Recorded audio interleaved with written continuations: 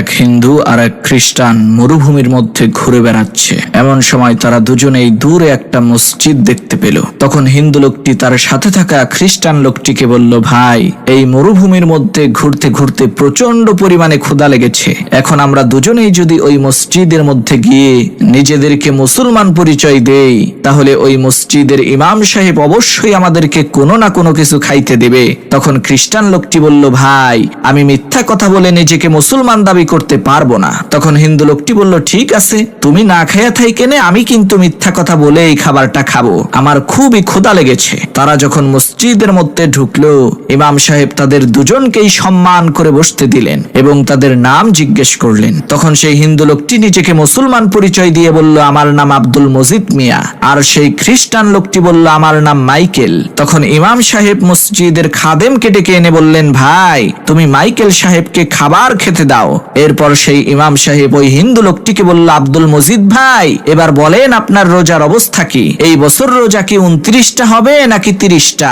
ইমাম সাহেবের এই কথা শুনে সেই হিন্দু লোকটি বলল, সর্বনাশ, বেশি চালাকি করতে যাইয়া খাবারের বদলে বাস খাইলাম।